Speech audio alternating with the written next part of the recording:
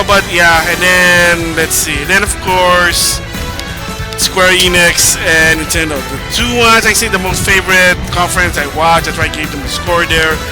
Like the Final Fantasy VII Remake. I'm not a fan of Final Fantasy VII, believe it or not. I mean, it's a good game, but I'm not a fan about it. Yes, I'm guilty. I also bought a PlayStation, and the reason for it is Final Fantasy VII. Yeah, that is the truth. I also got the bug with Final Fantasy VII. When I played it first on the PlayStation, it was awesome. And of course, I bought it again for the PlayStation 4 with achievements and able to do recording, so I can do a Megamix game show. Maybe in the long run, there you go. You know, that's cool about it. And of course, finally, Final Fantasy VII Remake. They showed how the game works. They showed Tifa. Yeah, I might get it on launch. Maybe not. I don't know yet. It's still far away. March 3rd, 2020 there. And of course, the Avenger game is not going to come until next May of 2020. And you know what? Right now, I still don't understand what the game is all about. Character model, a lot of people are complaining. I mean, hey, you know, give it time. They might turn it around. I know there's a report that said was that they're not going to do anything about the character model design. I say, just keep bugging them about it. Respectfully, be considerate, be professional about it. Maybe they'll say, okay, we'll do something about it. Can I look what happened to the Sonic movie? The director basically delayed it to February 14, 2020, and they showed already a hint with Sonic's arm. Now it's a glove rather than an actual white fur. Of course, so Square-Enix again showed some game that I like. They also announced, of course, new Romancing Saga game for the mobile and for digital. Probably gonna be a bit expensive, but you know, it is what it is. Romancing Saga 2, I know it was $25, so they're probably gonna do the same thing with this one. I mean, to some extent, they got games. Dragon Quest Builder, Dragon Quest 11 for the Switch. Again, there you go, more option there. So I like what they did, but the most hype there I have to go with is Final Fantasy VII Remake. Avenger, I have to wait. A lot of people, they did say there's no loot box, no pay to win, which is cool, but apparently there's cosmetic microtransaction. But if it's cosmetic, a lot of people said, not a problem. There you go.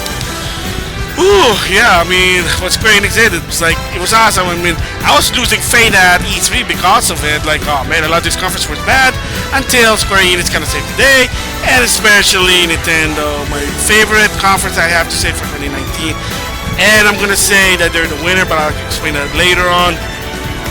Oh man, I mean, it may be a Nintendo Direct, but it is better than last year. What happened with last year was 15-minute rapid fire up. This game's gonna come out. That game's gonna come out. Hey, look, we announced this game's gonna come out.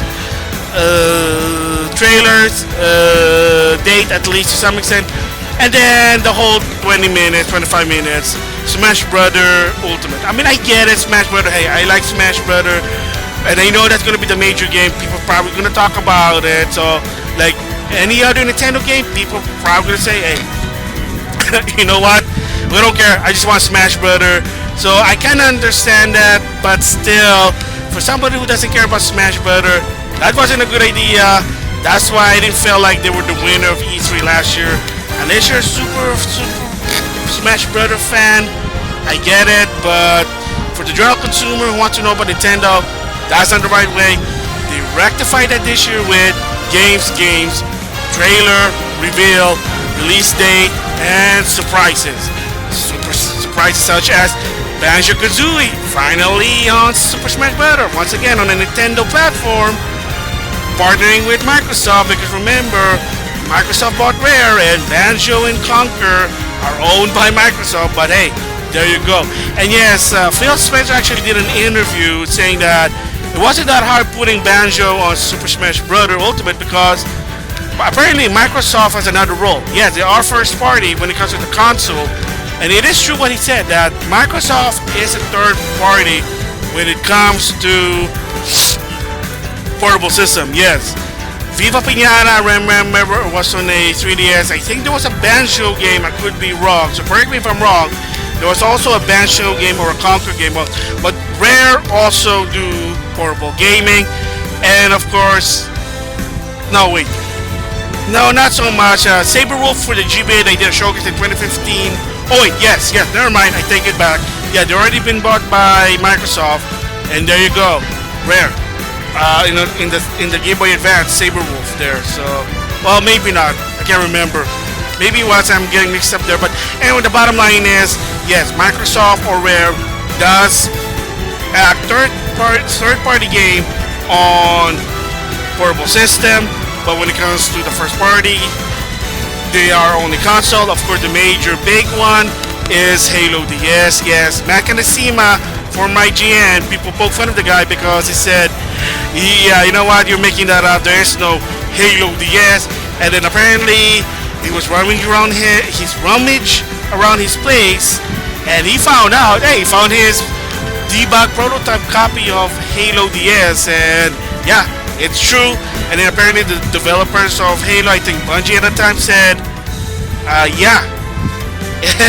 Yeah, it is real. We were talking with Nintendo to do a Halo DS, but it never went to fruition because they just wasn't too happy about it. There you go. So that's why Phil Spencer said, oh, it was easy to make Banjo to put on Super Smash Bros. Because you can think of it as a third-party character. I mean, yeah, you can think of it as Banjo-Kazooie in the N64. So just like Ganondorf representing N64, Ocarina of Time, Banjo-Kazooie also. But yes, I think Banjo was also in a portable system. I just don't know which one it is, but whatever, it's awesome. And of course, Luminary or Dragon Quest. And the surprise there is not all the Luminaries going to be in the game. You got the main heroes from Dragon Quest 8, Dragon Quest 4, and of course Dragon Quest 3, aka Erdrick. Yes, that's his name. The guy that looks like Goku is Erdrick. And the reason why a lot of people saying in the league Erdrick is because the closest guy that resembles Goku is Erdrick, which is Dragon Quest 3 there. So to some extent, when people say, oh, finally, you know, a Akira Toriyama design character in Smash Bros. Ultimate. Yeah, it is. So all I can say is that Erdrick is probably the closest one to a Goku in the game. And again, as I said before, and I'm going to say it again, is that Dragon Quest is created by Yuji Horii. He's the one that created Dragon Quest. The story behind it is that he needed an illustration. He needed some illustrator to do the monster, the character, how the game's gonna look. And Akira Toriyama stepped up and said, here's my design. And he said, okay, well, let's make Akira Toriyama's character design into a video game.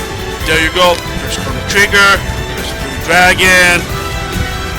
Yep, there you go. And yeah, not really surprising there. So not really surprising. I mean, here's a spoiler teaser in the future I'm going to be planning during the summer, is that I'm going to give my thoughts on anime artists that did mangaka or anime, well, maybe mangaka, basically using their character design on video games. I mean, the current one right now that basically someone talks is the Sakura War 2020, and guess who the character design they're using? Tite Kubo, i.e. the Bleach guy. And again, there's some also in the past, but that'll be a different vlog there, so stay tuned for that one. Anyway, like I said, the surprise there, and the biggest surprise why, sort of a big deal, just like Banjo, a Dragon Quest character in Super Smash Bros. Ultimate, just like Joker, believe it or not. Dragon Quest games in the US are kind of niche. Not a lot of people like them, sadly, or know about them. They're very popular in Japan, but not really in the US. Let's just say I got most of their games under $10. Let's just say that on clearance, so you're gonna get a hint there. But now with that exposure, associated with the biggest, like most well-known game, because I mean Nintendo's synonymous. Smash Bros. To some extent is synonymous to a lot of people. They know it's a fighting party game, brawl game, whatever name it, that has Nintendo characters. Now you got Joker. Now people might know about what Persona is. You got Dragon Quest characters. Now they might know what Dragon Quest is there. So there you go, that's awesome.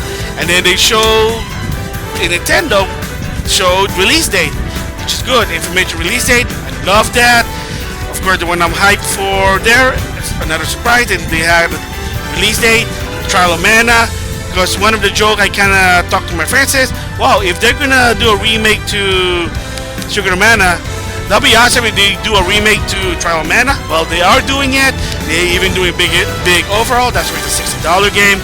Because according to the producer, is that since to some extent no one ever played Trial of Mana, It's a good chance to some people that knows about it get the chance to play it finally in the official version. And of course, for the newcomers, they say, oh, this is what Trial Mana used to be in the Super Famicom. This is the new version. And of course, as a artist, they finally decided to release the collection of mana. I'll give my thoughts more about the situation about it because it's kind of sad to some extent, and I hate to say it also, there's a little bit of censorship. I got this on the internet. It's kind of sucky there, but you know, sometimes it is what it is. I'll give my thoughts about it. Again, another teaser vlog there.